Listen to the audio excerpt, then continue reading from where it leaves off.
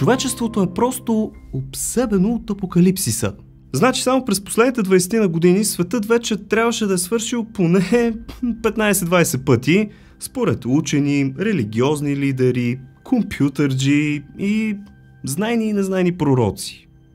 Новините за някои определени катаклизми бяха толкова широко разпространени, че изплашиха до смърт целия свят и ние едва ли не тръпнахме дали на еди коя си дата нямаше да се споминем всички.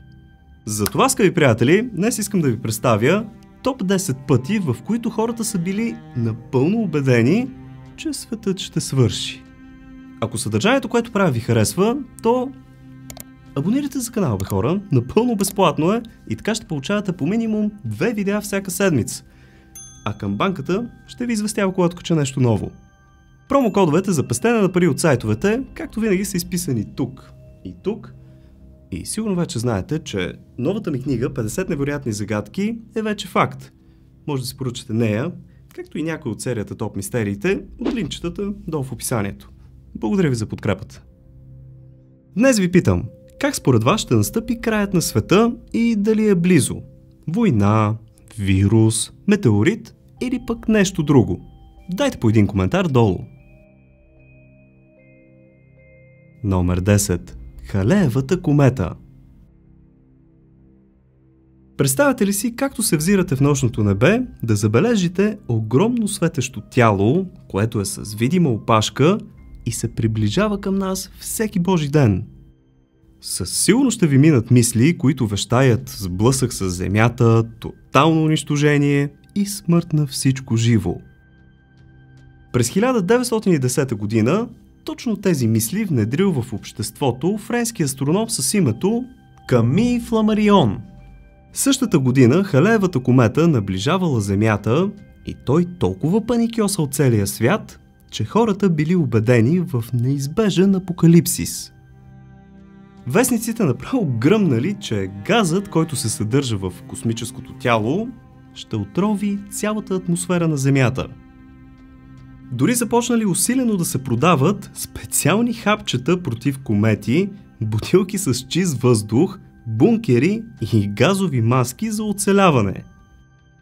Някакви откачалки в щатите дори се опитали да направят жертвоприношение на девствена девойка, за да няма сблъсък с Земята. Халеевата комета обаче минала и заминала.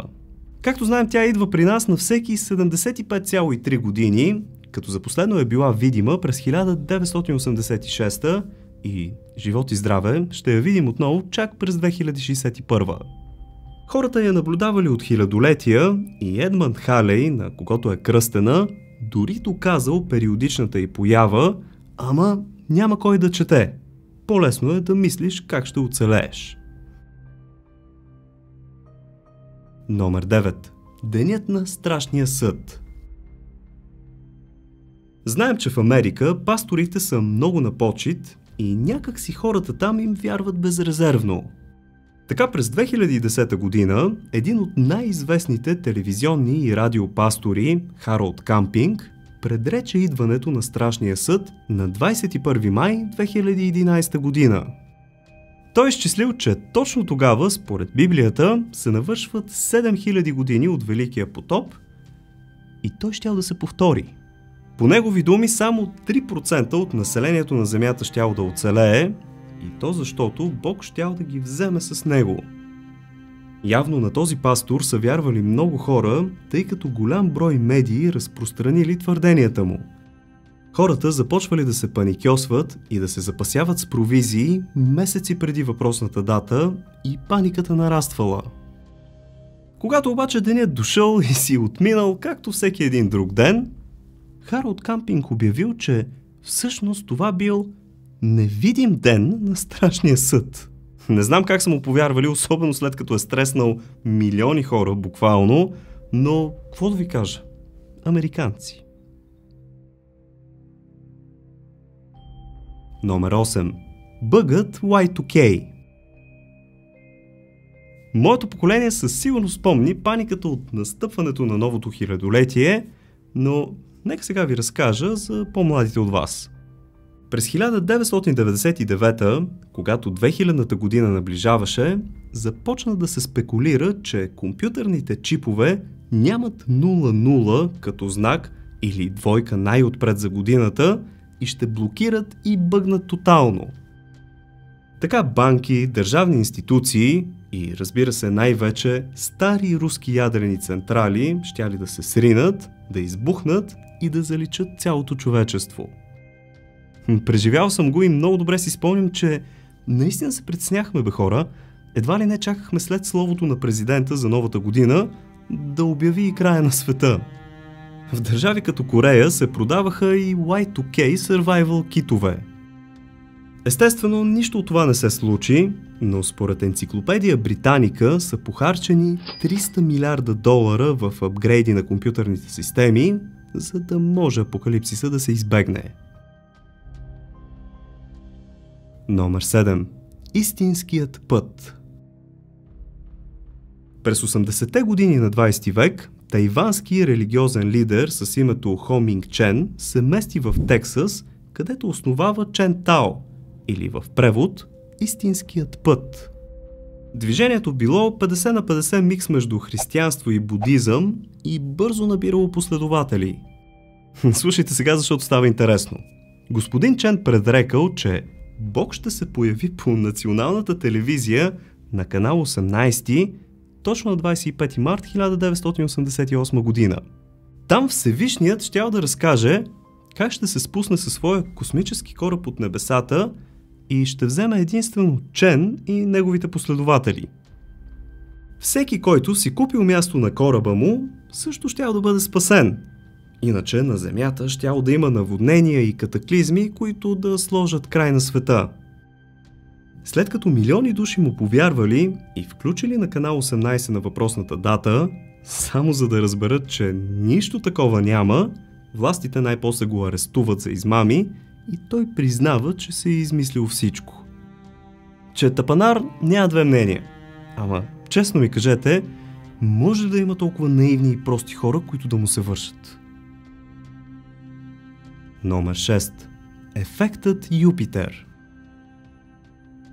През 1974 двама астрономи издават книга с името Ефектът на Юпитер, в която казват, че на 10 март 1982 всички планети ще са от другата страна на Слънцето и ще са наредени една зад друга.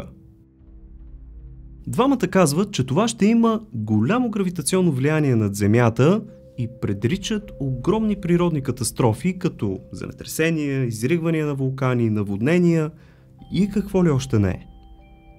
Книгата става бестселър и познайте какво. Милиони хора им повярвали. Отново паника, приготовления за края на света, отразяване в медиите, но всичко напразно. Нищо не се е случило на 10 март. Само месец след въпросната дата, двамата пускат нова книга с заглавието Ефектът Юпитер. Премислен. Не, смятайте колко са зле тия двамата, честно. И така, скъпи приятели, стигаме до средата на днешното видео, където по традиция ви напомням да му оставите по един палец нагоре в подкрепа. Знам, че някои от вас са забравили и хайде да продължаваме, че следват някои наистина фрапантни неща. Номер 5. Адронния ускорител. Вече ви разказах за адронния ускорител в класацията за експерименти, които могли да погубят света, но наистина тогава в научните среди е имало сериозни съмнения за работата на тази машина.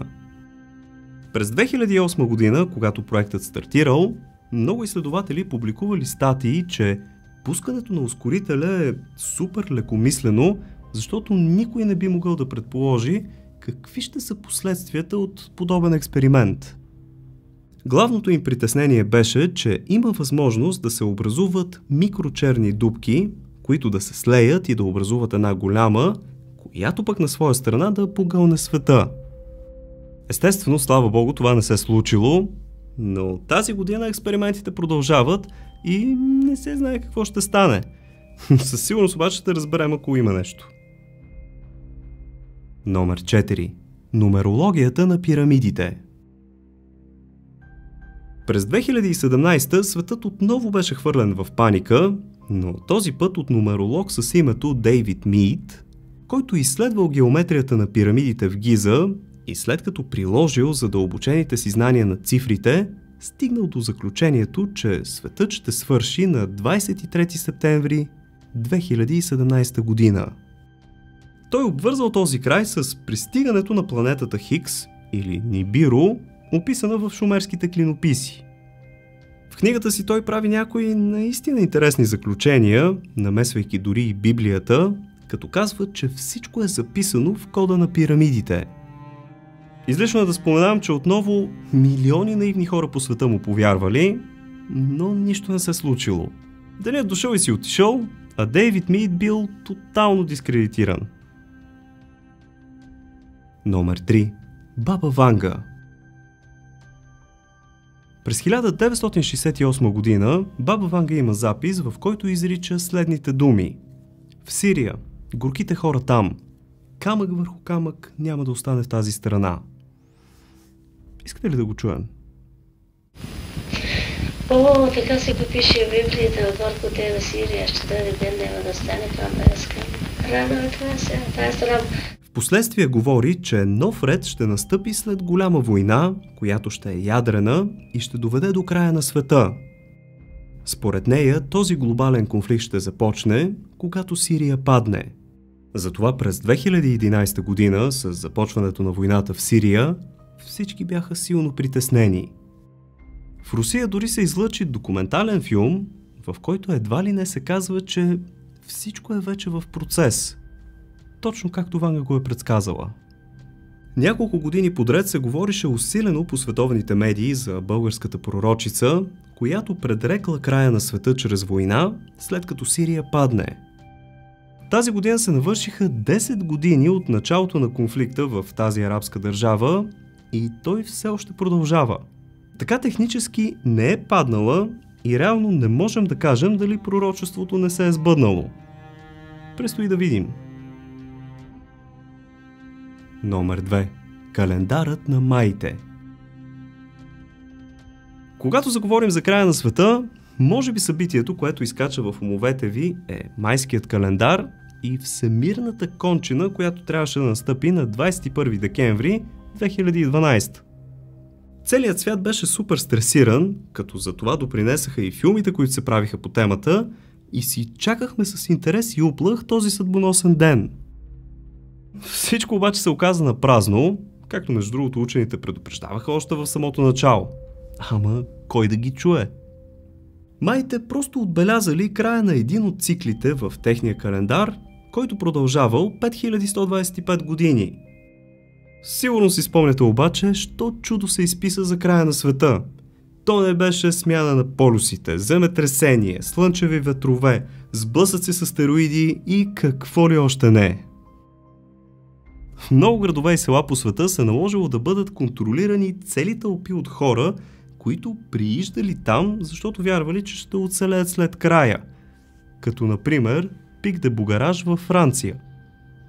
Според Independent, над 100 000 души се бяха запътили натам седмици преди 21 декември. Нищо обаче не се случи, но пък датата беше сериозно експлоатирана от Холивуд и разни други компании, които натрупаха доста големи печалби.